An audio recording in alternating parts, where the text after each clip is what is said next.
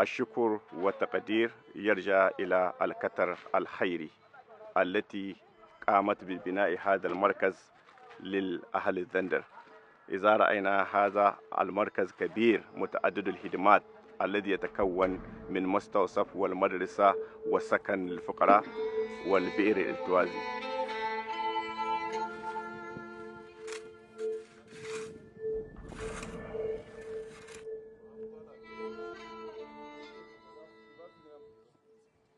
Vu le développement rapide de la ville de Zander depuis un certain temps, la population a presque même triplé et de partout.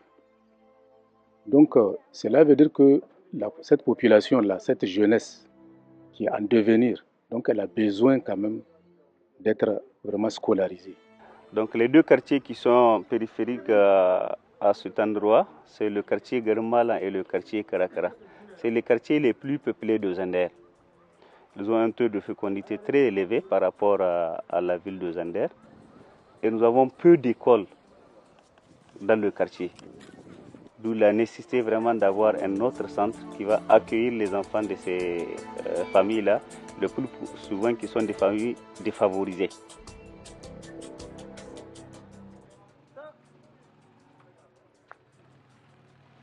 Donc en dehors des écoles modernes aussi, c'est les quartiers, surtout Garmala. Ils ont beaucoup d'écoles coraniques. Malheureusement, ils n'ont pas de place. Le plus souvent, c'est dans les rues ou encore on fait des tôles pour occuper les élèves à travers les rues, avec tout ce qu'il y a comme risque. D'où la nécessité vraiment d'avoir un lieu pour accueillir une partie de ces élèves-là. On ne peut que vraiment accueillir une partie. Avec le temps, on suppose que, Inch'Allah, avec des initiatives telles que celle-ci, on pourrait résoudre à moitié ou en grande partie ces problèmes-là.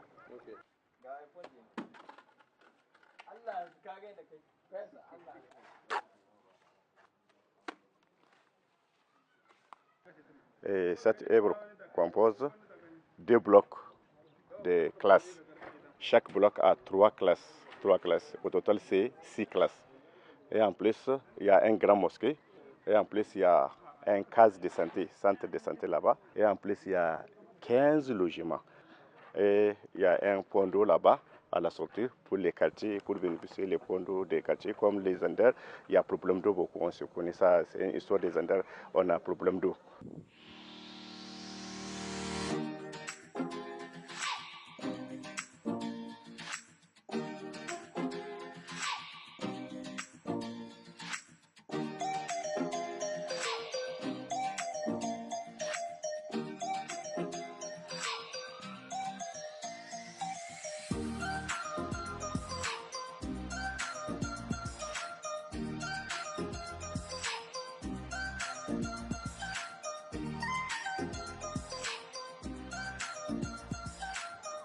Masha Allah, wannan complex da muka gani lalle ya zo daidai ga bukatu na jihar da magaram. Tunda sai in ce jihar da magaram gabaki daya. Tunda daga ko ina ana iya kawowa yaro ya koyi komi da komi har zuwa girman shi. Ga wurin kwana, ga masallaci, ga likita, ga college, ga makarantu, kai alhamdulillah.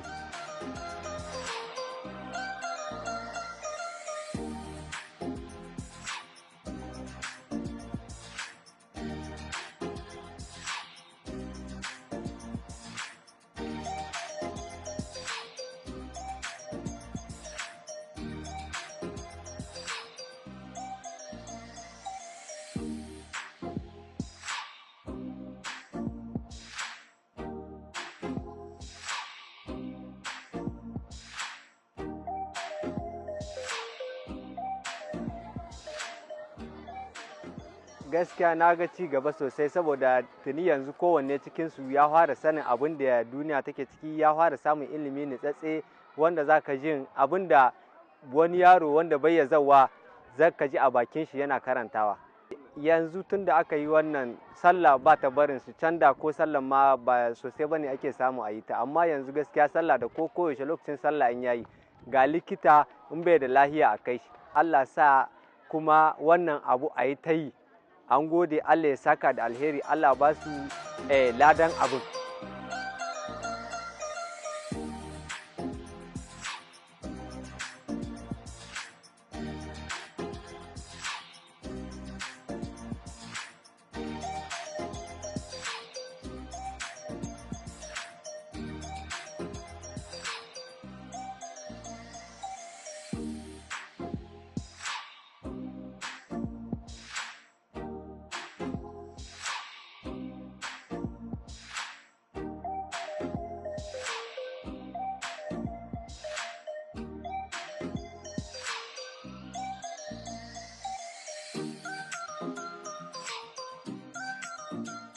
Alhamdulillah lakwal alhamdulillah ta yi da muna cikin kalas ne ta zana ƙura tana binne mu amma yanzu alhamdulillah mun zo cikin ekwal mai kyau.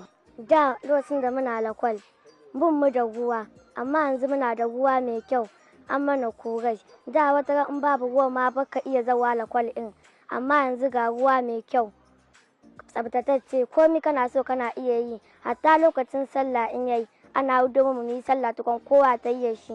Gaskiya masha Allah mun gode wa Allah mun zo lakwal gashi shibkoki masu kyau nan ga haka kalasoshi masu kyau kuma ga tabuloli haka masu kyau mu suna zauwa akai babu wani wannan kawai da lokacin shi yayi kawai zai shigo maku kure lokacin shi yayi dan wuta.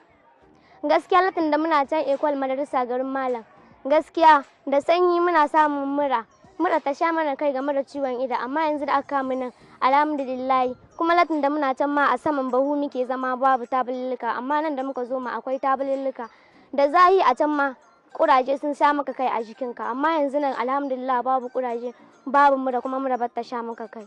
Gaskiya an samu ci gaba kuma lakwal in tana tahiya yadda ya kamata akwai ɗalibai wadatattu kuma akwai mushina kuma ana aiki a tsare wannan babban ci gaba ne kuma zai taimaka mana wajen tarbiyyantar da yaranmu ko mu ce mu ba su education ta gari.